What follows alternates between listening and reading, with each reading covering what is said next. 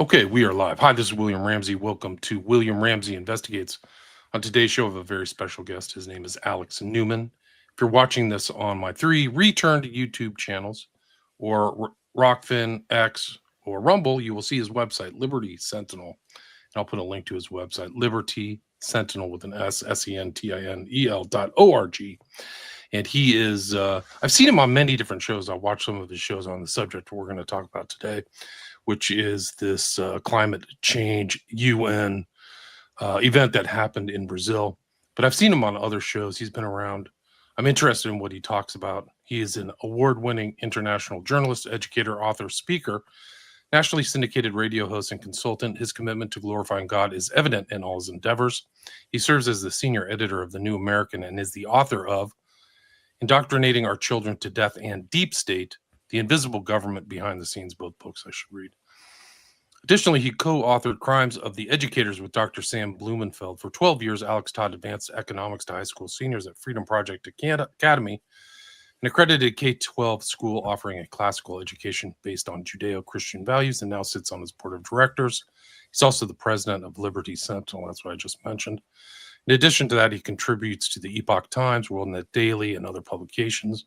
He has a degree in journalism from the University of Florida and emphasizes economics and international relations. And he's also involved in advocacy, serving as director for Bear Witness Central and Red Pill University. But again, his name is Alex Newman, and we're going to talk about this event that happened recently. If you're seeing this, I'll bring up the website. It's the COP30 Brazil, which is this international UN sponsored in, I think, Belém, Brazil, which is northern Brazil. But he can talk more about that. He was on site. So Alex Newman, welcome to the show.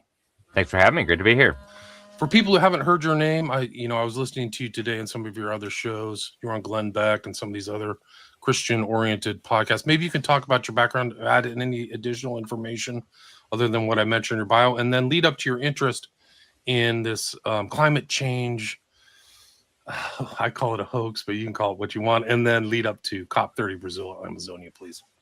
Sure. So I'm a homeschool dad of 6. I've been in journalism pretty much my entire adult career. And I think one of the most important stories happening anywhere in the world right now is the climate fraud. Americans don't realize how important it is because the fake media has just stopped talking about it. And I think the reason they've done that is they realize Americans aren't buying it and they're not going to be buying it. So they figure the silent policy will be more effective for their agenda. But ultimately, this is the pretext that the United Nations is using to steal our freedom, undermine national sovereignty, repaganize the world, undermine what's left of the free market, smash the middle class in the West, redistribute economic power and production from the Western world, what we used to call the free world or Christendom, to communist China and its allies. And it's a critical story. It's happening every year. So I've been going to these climate summits for 15 years now. And I go not because I like to hang out with the UN. In fact, there's very few things I like less than hanging out with the UN. I go because this is a critical story. Almost nobody is talking about it. And yet, again, it is the pretext. It is the justification for building this one world totalitarian political, economic, and religious system that they're imposing on us, and that they intend to impose on our children and grandchildren. So somebody's got to do it. Somebody's got to ask the questions. Somebody's got to take the pictures and bring back the information that the fake media is trying to hide. And so that's how I got involved in this particular issue. So you've traveled to all these different sites. So it's this international push, like all these different places for this. It used to be we were freezing over, and now it's just climate change. Like, I'm old enough to remember when they said that the earth was going to freeze over. Like, now it's going to heat over. But they've consistently brought out this thing for almost over generations now, 2 generations maybe. Maybe you can tell you what it's like to travel to all these 15 different meetings about climate change. I mean, it's got to be something else. Like you were talking about this like demon creature statue too. Like, I'm interested in kind of the occult aspects of it too. Yeah, the occult aspects are critically important. In fact, I don't think you can understand what's happening with this climate process unless you understand the spiritual side of it. So happy to talk about that. I've been overseas almost all my life. We left America when I was 4. I grew up mostly in the third world, Latin America. Then we went to Europe, and then I was in Africa, and then back to Europe, and now back in the United States, which is fun, but I'm still traveling all over the place. when I was a kid, we were traveling mostly with Dad's work, and now I do it mostly for my own work. But these things are so important. And you mentioned the spiritual aspect of it. The demon statue, I think, was a perfect representation of this. I know you've got a video of it. It's probably one of ours. Unfortunately, the fake media, after they realized how unpopular this would be, was missing in action. But this is the official guardian spirit of the UN COP30, the 30th Conference of the Parties. The Communist Chinese Party donated it. They said it was a fusion of the Chinese dragon spirit with the Brazilian jaguar spirit coming together to form this freakish entity. You see the nice devil horns on there. If you're watching us, you see the fangs, and you see the whole world held in the hands of this horrific creature with the doves fluttering away as, dove, the symbol of peace, like, get me out of here. So, very, very clear symbolism here. They're not leaving much to the imagination. But I've observed this trend really going back to the beginning. So the first climate summit I went to was 2019. That was in Copenhagen in Denmark, 2009. And the Chinese Communist Party, one of my most vivid memories of that climate conference was the Chinese Communist Party had their display, and they had come up with this formula. And I don't remember exactly the numbers, but they said, because of our one-child policy, which is ruthlessly enforced with forced abortions, all kinds of terrible things. They figured that each one of those children that was not born as a result of their policies would have emitted X amount of CO2, and I don't remember what it was. And so they said, look, we're climate superheroes, right? If all these children had been born, then there would have been this much CO2 in the atmosphere that's not there now. And I'm thinking to myself, what a bunch of psychopaths! Like they're bragging about one of the most barbaric policies of the modern era. And talking about this like it's good for the climate. So, that was my first clue that something was really fishy here. The next year, they hold it in Cancun, and the head of this circus, her name at the time was Cristiana Figueres. She was the executive secretary of the UN Framework Convention on Climate Change. She still haunts these summits, but she's no longer officially in charge. She opens up the summit, the entire summit, right, with the opening ceremony. She starts it off with a prayer to Ixchel, whom she described as the Mayan goddess of tapestries and creativity. And she, I forget her exact words, but something like, "Dear Ixchel, please help us weave a creative tapestry of solutions to this terrible climate crisis." So I whip out my laptop, obviously, and who is this Ixchel? And it literally took half a second to figure out that Ixchel was the Mayan goddess of cannibalism and war and human sacrifice. So I thought, very appropriate to open up this disgusting summit with a prayer to a demon associated with human sacrifice and war and cannibalism. And it's only gotten more extreme since. I could give you endless examples. A couple of years after that, I was in Rio for the UN Summit on Sustainable Development. They lit up the big Christ statue in green. A few years after that, the head of the UN Intergovernmental Panel on Climate Change, a pagan named Rajendra Pachauri, he got caught sexually abusing and molesting women. And so in his resignation letter, he actually lays it all out. He says, this isn't just my mission, saving the earth and the environment, or whatever. He says, it's my religion and it's my dharma, which is a pagan Hindu term. A couple years after that, this is when it became really real. We went to Egypt. I believe it was 2022. This must have been the COP27, if I'm not mistaken. And right before showing up at the UN summit, the UN releases this document. It's on human development. And they argue in very clear English that the system of morality and ethics that they say evolved with humanity over thousands of years is no longer adequate to the task of saving Mother Earth. And of course, they're talking about the Mosaic Law, the Christian ethic, the Christian moral code. And they argue, in, again, plain English, that we need people to act according to new moral codes. And so I get off the airplane. I fly from Cairo to Sharm el Sheikh on the Sinai Peninsula, where the summit is taking place. And the first thing that greets me is a big placard put up by the UN. And it's got quotes from a pagan Egyptian document, supposedly 4,000 years old. And it's about why Maat, some pagan Egyptian deity, should allow us into the afterlife. And the reason why we should be allowed into the afterlife, according to the document, is that we have not polluted the earth or the water. So here we see a clear effort to redefine sin, right? Your sin is not your idolatry, your murder, your theft, your covetousness, your hatred. No, your real sin is your carbon footprint. It's your carbon emissions, right? You did damage to Mother Earth. So it's becoming real at this thing. And then a few days after that, you have this weird ceremony, and they wouldn't let us come up for it. The Egyptian government said security reasons, we can only have X number of kooks going up to Mount Sinai.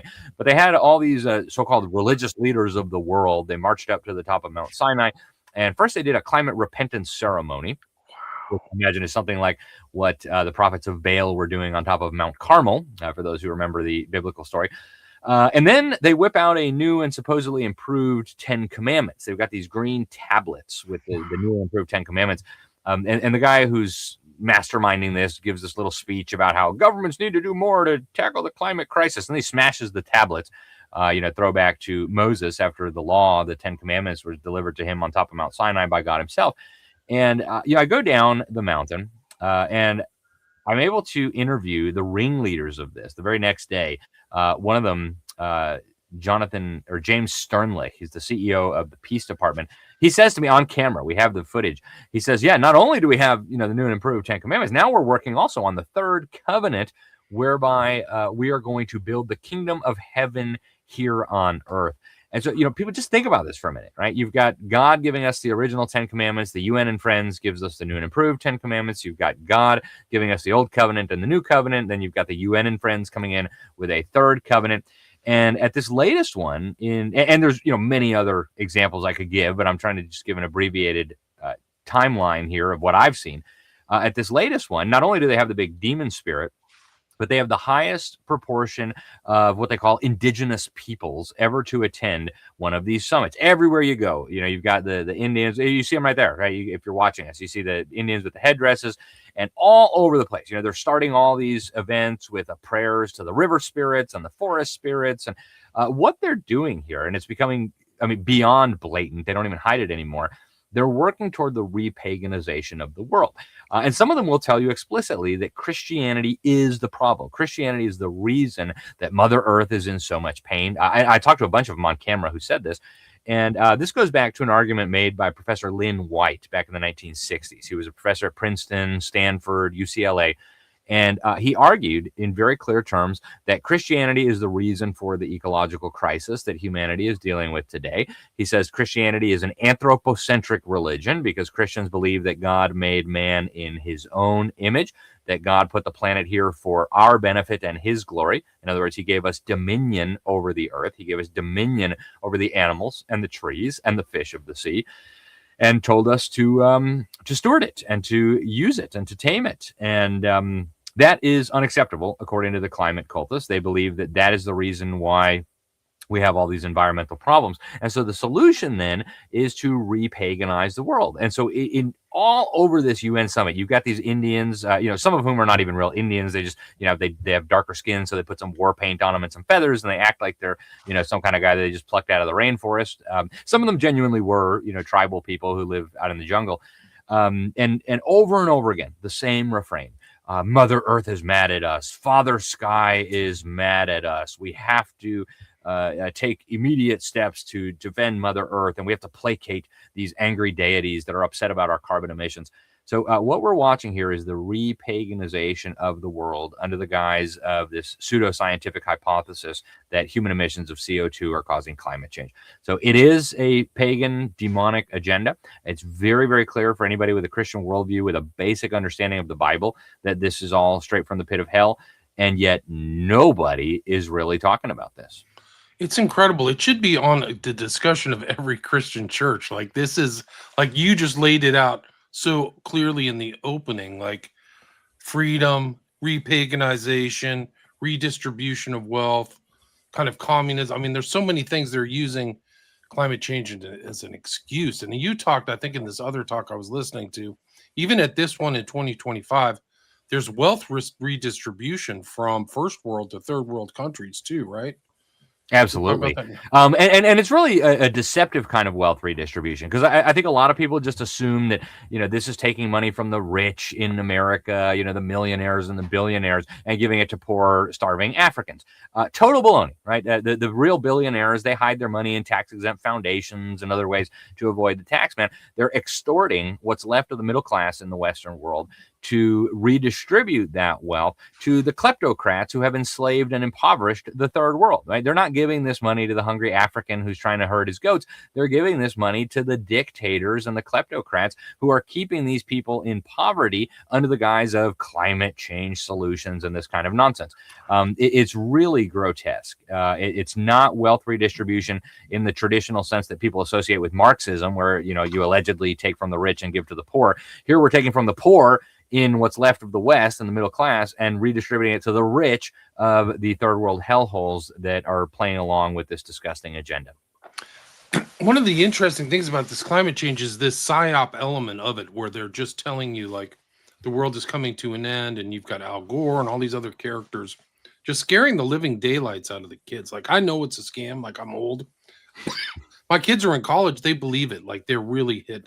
They're also hit with the repaganization too. So it's not just the UN, but even through the curriculum of the West or the state schools, they talk about repay indigenous land, indigenous people. Christianity is the problem. So it's not just it's centered to UN, but how that side, the constant psychological operation against people is really an interesting component of it all. Would you agree with that? There's no question. I mean, the whole thing is a psyop, and I've got to give credit to the evildoers. It was a clever scam, right? Try to convince people that the gas they exhale is toxic pollution, and try to make them pay a tax as if that's going to make the weather better in 100 years. It was a clever scam. It was a good attempt. And it's clever for multiple reasons, right? I mean, the first is that, as they themselves say, every time you turn toward them, this is a global problem which requires a global solution. There's no government that can tackle this on its own. It must be through the United Nations. So in that sense, it's very clever, right? The emissions don't respect national borders, so we need a global solution.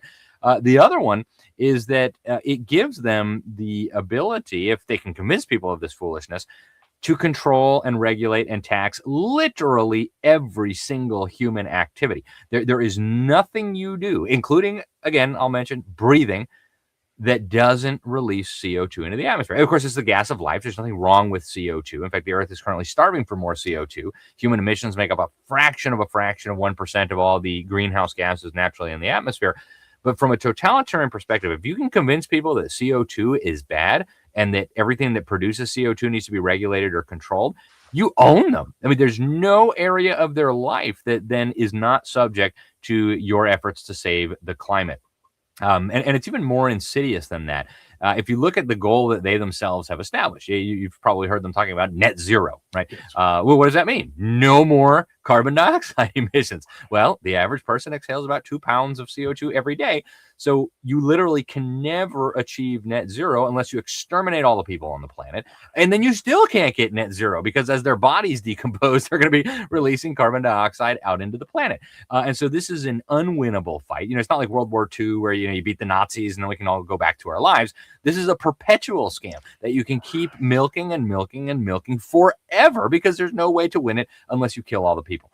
And so there's the old cliche, the old joke, that once you figure out the carbon they want to reduce is you, then it all makes sense. But it's true, right? This is a brilliant scam from their perspective. The problem is people were still clever enough, at least in the United States. This isn't true in all places, but in the United States, they've done the polling. They know most Americans don't even believe that human emissions are causing climate change. Even among the people who do believe, which is an increasingly small and deranged minority, they don't care enough to do anything. There was a poll by AP Nork, Center for Public Affairs Research, just came out, I think, last year. Less than 1 in 3 Americans is willing to pay a single dollar on their electric bill each month to fight global warming. So even among the people drinking the Kool-Aid, people just don't care. So now they basically have maintained a policy of just keeping quiet about it, right? Almost no coverage of the climate summit in the American media, even though there's these huge developments, almost not a peep from the media. But really their strategy is quite clever. And they outlined it at this summit. They outlined it at every summit. We're going to brainwash your children, right? So UNESCO, the UN Education Agency, had a big event. They came together with the OECD, which does the PISA test, the International Standardized Academic Test. They came together with the Marxist Brazilian Department of Education or Ministry of Education. And they all agreed The key to the climate change hoax is to brainwash the next generation, to capture the hearts and minds of the children. And they said climate literacy needs to be mandated in every country, which climate literacy means climate propaganda. They said we're going to measure and test how effective governments are in imposing this by adding it to the international standardized academic tests, the PISA that OECD runs. And so they're moving very rapidly now to brainwash the next generation. And so even while Americans are, not thinking about climate change, they're focused on the football game, they're focused on, Trump or Democrats or whatever, the fight between Erica Kirk and Candace Owens, they are quietly working away in classrooms all across this country at taxpayer expense to terrorize your children into believing that the gas they exhale is a dangerous toxic pollution. But if they pay enough taxes to the UN, then the weather will maybe be nicer in 100 years. Right. No, it's amazing. They've done it. I think that what you said makes perfect sense because I've seen my kids, like, they really believe it. Like, oh, I'm not going to have anything because we're going to be underwater in 30 years. I'm like, that's what they told me when I was your age. They said the same thing. But it is now that you say that, it just makes me think how even more sinister the UN is in my thing. Like, I know what the monolith is, the shape of that building. And I've done shows on the Lucis Trust and the meditation room that William Cooper talked about, if you want to go real paranoia. But like, there's a lot of, and the Rockefellers, the foundation of the UN. Did you see any monoliths or anything like that? I mean, or Lucis Trust? I know that it goes up the pyramid to the top of the UN, right? I mean, this is the UNESCO is kind of downflowing, or this climate change, these groups and things like that, whatever this one was called, COP30. But there's so many tendrils of the UN. This is just one of the many kind of tentacles. Oh, absolutely. And I would argue that UNESCO is probably one of the most important ones, again, because they recognize that brainwashing the next generation is the key. But to bring it back to the Lucis Trust for just a moment, before we get into some of the other agencies involved, UNESCO has what they call the World Core Curriculum. Now, this is a global education system developed by Robert Mueller, the Assistant Secretary General of the UN. He's often called the father of global education. And in the foreword to he said this should be taught to every child in every country, in every school around the world. And in the foreword to the teacher's manual, he makes a stunning admission. He says that the philosophy that underpins this all comes from the works of Alice Bailey and the Javal Kul, which is the name that Alice Bailey gave to the demonic entity. She called it an ascended master that she claimed to be channeling for these books. There you have the World Core Curriculum. This is right on the U.S. Department of Education's website, by the way. And this connects directly to what's happening in the classroom right now. People don't realize this. Bill Gates of Hell in 2004 went to UNESCO headquarters in Paris and signed an agreement with them where they promised they were going to globalize education standards, curricula, teacher training, even the technology to implement it all. And he came back to the United States and almost immediately started pouring millions and then billions of dollars into this abomination we know today as Common Core, which, thanks to Barack Obama and the Republicans in Congress, is now essentially taught in every one of the 50 states in almost every government school. About half of all Catholic dioceses now use this in their Catholic schools. A lot of Protestant schools also have jumped on this bandwagon. So it is very, very real. And the Lucis Trust used to be called Lucifer Publishing Company. I think it was a little too obvious. They had to rebrand that because Lucifer Publishing, really. But that's the heart of this matter. I mean, when I say this is demonic and from the pit of hell, I mean that in the most literal sense possible. People think I'm just, being flamboyant. I'm not. This is a satanic agenda. And I mean, this should be obvious, right? We know the whole thing's based on lies. Who's the father of lies? Oh, yeah, that's Satan, of course. So that should be really clear. But to your point, yes, there's a lot of UN agencies involved in this. Earlier this year, the International Maritime Organization, I guarantee you not 1 in 1,000 Americans knows anything about the UN agency called the International Maritime Organization. They approved the first ever direct global tax on humanity. They said all international shipping must be taxed. The emissions will be taxed. The money will be paid directly to the United Nations. Now, why is this important? Well, first of all, the UN has never had taxing authority, right? If the UN wanted money, they had to ask member states to give it to them. Under this proposal, which was approved, by the way, they were going to develop their own revenue source. And they were asked, their own estimates said they're going to bring in hundreds of billions of dollars a year with this. And now, just to show people how significant this is, they themselves estimated that shipping accounted for 3% of all global emissions, okay? If the UN can tax shipping because it's 3% of global emissions, what are they going to do with agriculture and transportation and energy and manufacturing? They're going to try to tax everything. And once the precedent is set, there will be no stopping these fools. Thankfully, Donald Trump told them to kick rocks and said, if you try to implement this, not only are we not going to pay it, but we're going to sanction you people. And so Donald Trump, I think, has been able to kick the can down the road for maybe 3 years, hopefully. But they are not done yet. Also, earlier this year, very few people realize this because, again, the American fake media is not covering it for strategic purposes.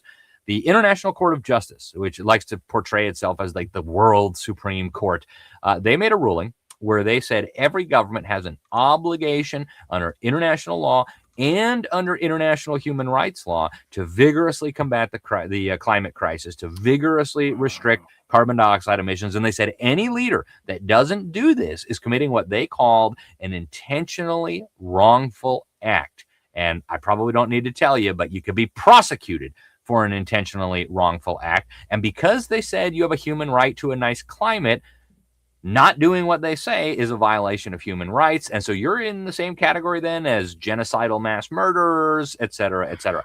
These people are dead serious, folks. And, they're not going to get this next year, right? They're not going to drag Donald Trump before their kangaroo court next year. But give it another 10 years. Give it another 20 years. They have laid the groundwork here to absolutely take down freedom and sovereignty around the world, and ultimately to bring in people like Donald Trump on criminal charges at the international level. And lest you think that's ridiculous, ladies and gentlemen, they're already doing it, right? And I can give you one recent example just from this year. Rodrigo Duterte was the president of the Philippines, and I never paid much attention to him. I wrote one article. I went back into my archives. I did one article on him. And that was when he was saying the UN is a joke and we should withdraw. Well, right now, he is sitting in a jail cell in The Hague, awaiting trial by the UN kangaroo court. Right there he is right there, Rodrigo Duterte.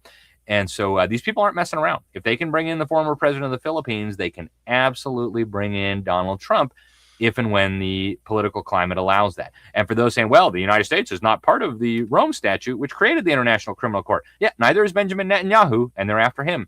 So watch out, folks. These people are dead serious. Wow, so he's in court at The Hague right now? Yes. Duterte is? Wow, I didn't know that. Yep, he is awaiting prosecution. He's sitting in a jail cell right this moment. And again, the only time he ever came on my radar was when he said the UN is a joke, we should withdraw. So I wonder if that rubbed somebody the wrong way. Right. I mean, this is getting scary. It's really incredible, like the power and potency of the UN. Yep. And its impact on all the nations of the world. And this climate change is just one aspect.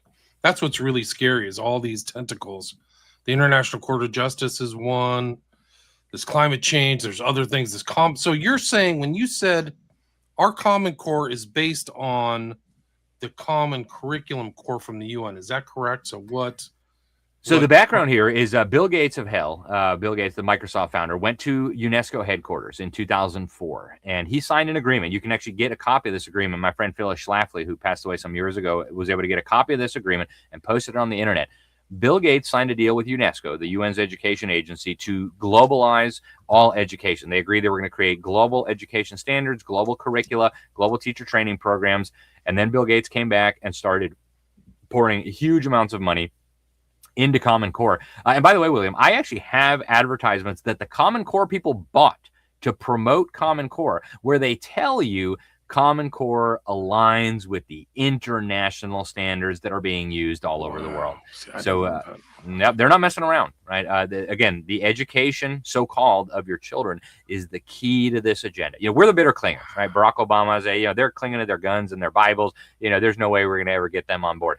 They don't care about that anymore. They know it's just a waiting game. We've got 80% of American children in these brainwash camps.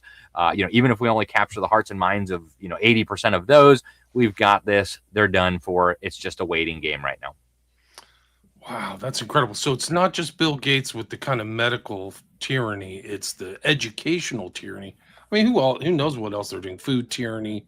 It's just tyranny through all these foundations. And UNESCO was what, Julian Huxley? That's right. Aldous Huxley, eugenicist and a humanist. Yep, that's exactly right. The depopulation, that's one of the aspects of climate change. So it justifies lessening of depopulation, lessening of the initial commandment of God, which is be fruitful and multiply, right?